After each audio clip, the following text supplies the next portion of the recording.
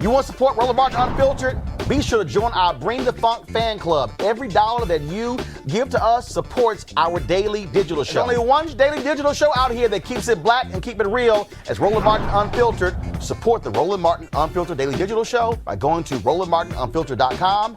You can make this possible. All right, folks, today in Congress, they debated the GOP bill on police reform being offered up by Senator Tim Scott. Senator Kamala Harris, she spoke about calling it inadequate and how it does not meet the immediate needs of the moment. Here's what she had to say.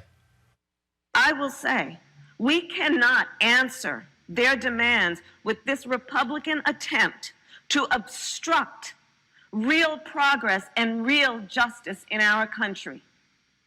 And for all of the pundits out there that want to entertain a conversation about whether Democrats actually want police reform, are you kidding me? Are you kidding me? We are responding to the cries in the street. We are taking them seriously. And we have proposed a prescription that actually responds to not just their demands, but the specific cases and the bodies that have just most recently been buried, much less the generations of black bodies that have been buried because of this issue. So don't anyone dare suggest we are standing in the way of progress.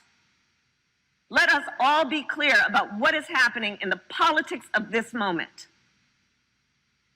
The Republican bill has been thrown out to give lip service to an issue with nothing substantial in it that would actually save or would have saved any of those lives. So let's not be distracted from the task at hand. I intend to vote against a motion to proceed tomorrow. I also intend to vote for a motion to proceed with real reform. I'm not against a motion to proceed. We should proceed. As a former prosecutor, I will also say, we often in the criminal justice system talk about and use this phrase, accountability and consequence. We use it all the time. Accountability and consequence. There must be accountability and consequence. And almost every time that phrase is invoked, it is directed at the person who was arrested. And hardly ever is that phrase directed at the very system itself and the actors in that system. Where is the accountability and consequence when a system fails the people it is designed to protect? Well, that was one particular moment where Senator John Cornyn got his ass handed to him by Senator Kamala Harris. Watch this. Well, Senator Cornyn, you and I both serve, and we are honored to serve on the Senate Judiciary Committee, as does Senator Booker, Senator Durbin. We all serve on the Judiciary Committee. The two Senate authors of this bill serve with you on the Senate Judiciary Committee. As you know, because we've been present together during our most recent hearings, we have asked that there would be a meaningful discussion of the Justice and Policing Act in that committee. None has occurred. So if we're going to talk about process, let us look at all the tools that are available to well-intentioned, well-meaning legislators if the goal is actually to solve and address the issue at hand. I've seen no evidence of that. I've seen no evidence of, in fact, what I've seen reading some of the newspapers, sometimes they get things wrong, but if they got it right, the Senate leader said that he has no interest in engaging in that kind of discussion or debate before putting the bill on the floor for a vote tomorrow. Madam President, may I ask one last question of the Senator?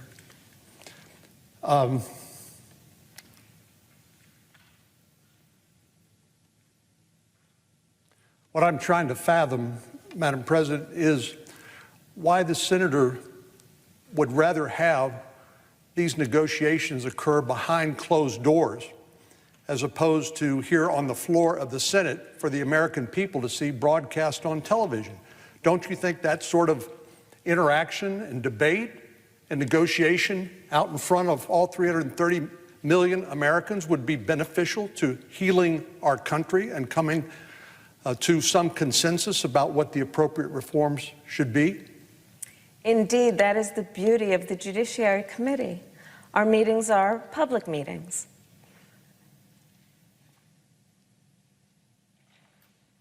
Ooh. Amisha, talking about a smackdown. That is the point of the committee. The point of the committee is actually for you to go back and forth, and before you advance it to the floor, you have the debate. I'm trying to understand why that's so hard.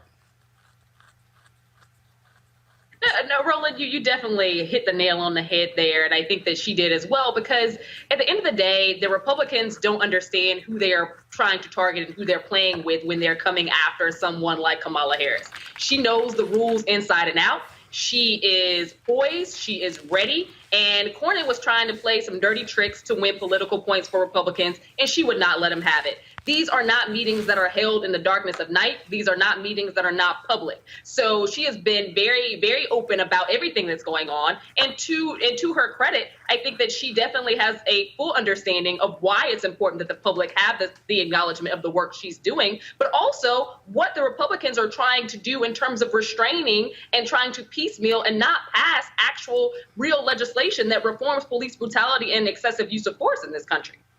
Looks like first of all, we're having some issues. I know we're having some issues with our stream on YouTube, and so we just want to let folks know that. What I don't seem to understand, Malik, is, first of all, if you're Republicans in the Senate, then if you're Democrats in the House, aren't you supposed to actually negotiate it in your chambers, and then, as opposed to say, well, fine, we'll just pass it, and then we'll just go to conference? I mean, can't you actually do that?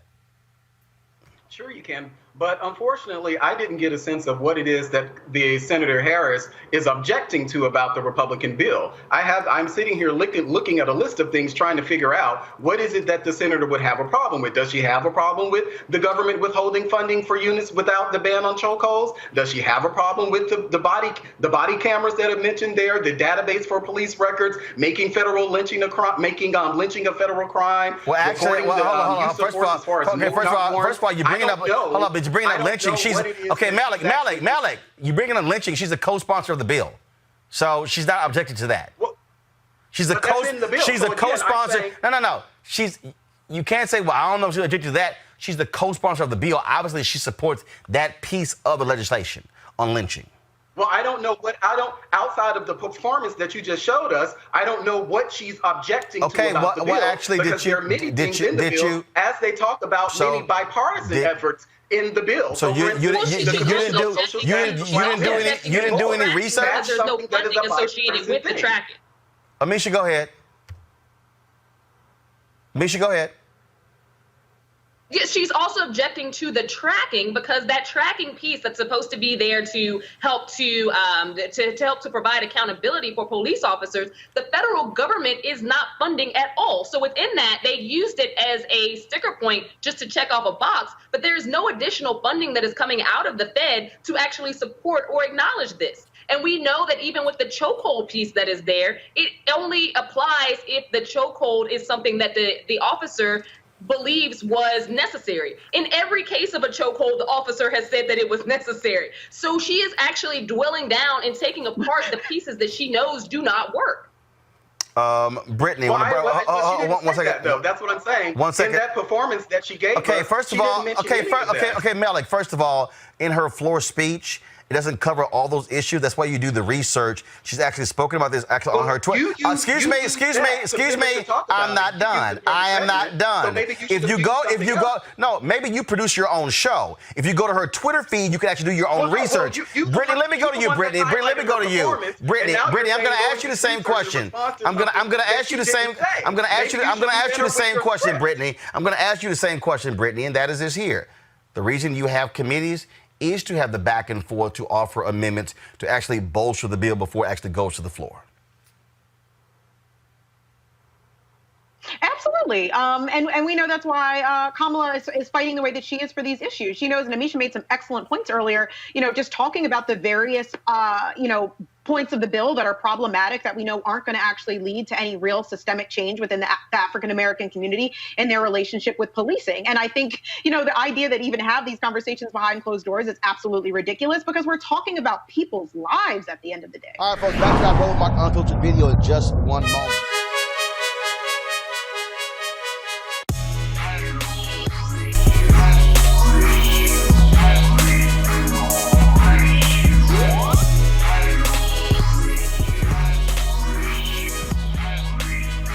Have those headphones we showed you, plus that virtual reality headset.